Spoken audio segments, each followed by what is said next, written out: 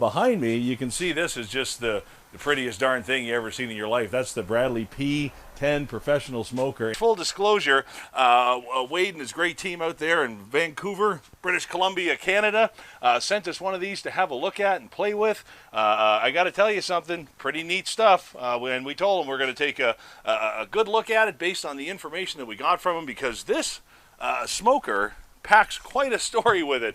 I got to tell you something, man. I ran into these guys, oh boy, I would say a couple years ago in Vegas at one of those conventions, one of those shows. And I noticed they had a really different system, a really unique system. I thought it was pretty cool. So we're going to talk about that. By the way, is this not just the prettiest thing? This is a gorgeous smoker, you guys. I got to tell you this. This is like restaurant quality. The stainless steel is fantastic. The build quality is just goofy. And it's got a system that's so different from anything that you've ever seen before. And I mean, I promise you that one. This is one of those ones where you watch it and you go, well, wait a second. I'm supposed to take everything that I thought I knew about smoking and the results that I get and just go, nah, never mind. Here's what I mean, you guys. This smoker was designed to create clean smoke. Now, what in the world is clean smoke? Well, that's smoke that doesn't carry any of the toxic chemicals with it, like what happens when you take a smoker with wood as its heat source as well as its smoke source and let that burn to ash, all right? You know that smoke ring that we all talk about? Let's go ahead and get a little bit of our maple syrup on these guys. Oh, that's nice. That smoke there, smoke ring that you see around your food, guys. And that's always supposed to have been the holy grail of smoking. When you see that smoke ring, oh boy, we nailed it. We did it, guys. The smoke ring is just simply a product hitting the top of your food as it burns away, as that wood burns away. There's a lot of like really exact chemical reasons and chemical things that happen. I'm not one of these, university chemists here. I heard about it. I heard the system behind it. I had a look at it. I did a little bit of digging, and you know what? Boy, howdy, if Google didn't back that up. Right? Like, seriously, Google was like, yep, you know what? Dude's right. As you burn wood in either an offset smoker or a pellet grill or something like that, yes, the results are fantastic. They take straight. We're not here to dog anybody's machine, man. I own all this stuff. I freaking love it. But the wood is the heat source. So when you're talking about something like pellets and the expensive pellets, and you've got them in your pellet grill or wherever it is, or you get cords of wood for your stick smoker, your barrel smoker, your offset smoker, your pull behind the car smoker, that's your heat source. That's going to burn down into ash. That ash is going to release those chemicals. The chemicals adhere to the top of your food, and that's where that smoke ring comes from. Might not be. You gotta kind of look into it yourself. So when they told me the smoker, when they showed it to me, when they told me the science behind it, I was like, yeah, man, I gotta check this out. But at the end of the day, listen, it's gotta cook good food, right? That's what it's got to do. So I'm going to explain how that system works in just a second. But as we do that, we are getting everything ready here. So yeah, listen, the space in this is out of this world. Now at the bottom, there's a couple of little trays here. One's for the drip tray, and one is to extinguish the biscuits or briskets or the pucks, whatever it is you want to call these wood sources that they sell. I think biscuits is what they like to call them.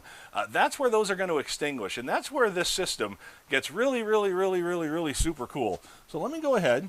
I'm going to close that for now. Now, on the side of the unit, there's a door, and when you open that door, it's just like Narnia here. This is fantastic. You've got a really, really cool system. There's a big feeder tube here that feeds these guys into the system. Now this is hardwood, and it comes in all kinds of different flavors. So you've got apple and oak and cherry, hickory, everything that you'd normally expect from either your pellets or your hardwoods. And this has been compressed into a little puck, a little disc. All right.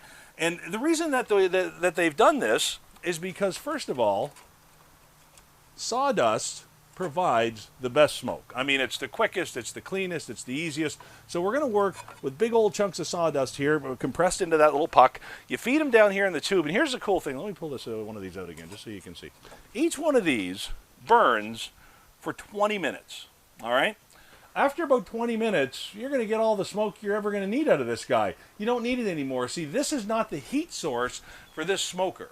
And that's the big difference, okay? If you've got a pellet smoker, if you've got a stick smoker, if you've got an offset smoker, your source of smoke is also your source of heat. And the problem comes not when the wood's releasing its smoke to your food. We love that. The problem is when it turns to coal and it starts releasing all kinds of weird stuff into the air, and it has nowhere to go but on top of your food. Okay, so you can Google all that stuff yourself. It sounded like a really interesting premise, so we're like, yeah, man, we'll check that out. And the other cool thing is, I can tell this thing exactly how long to smoke. You know how you wrap a brisket? The reason that you do that is so it stops the smoke from hitting your food. It's that simple. You don't want all of that smoke. If you keep that smoke going, it's going to get bitter, it's going to get weird, it's going to get just too much, especially over a long period of time, right? So what this does is it allows you to control the exact amount of smoke. You can put as much smoke on it as you want, as much or as little, at any temperature. So I got this guy, dropped the temperature down to 150, all right? If you've got a pellet smoker, if you've ever tried to smoke at 150, it's, wow, it's difficult, right? It's really tough. You get just insane amounts of billowy smoke. This is perfect. I mean, it's the, but you know, don't stand in it. It's the same amount of smoke no matter the temperature. So even at 150 degrees, where I've got this sitting, it's absolutely perfect. You can see the diffuser sitting it straight up the middle there. Absolutely out of this world. Holy cow. But there gets to a point where I want to stop putting the smoke on it. That means that we've got it set for 225 degrees. It's going to go for 2 hours, and it's going to smoke for 2 hours. Now, you've got a couple of other buttons on here. You've got a little biscuit feed. You've got a couple of those probes there. We've got one of them plugged in. You've got some settings. You've got that Celsius and Fahrenheit. But I'll tell you something, man.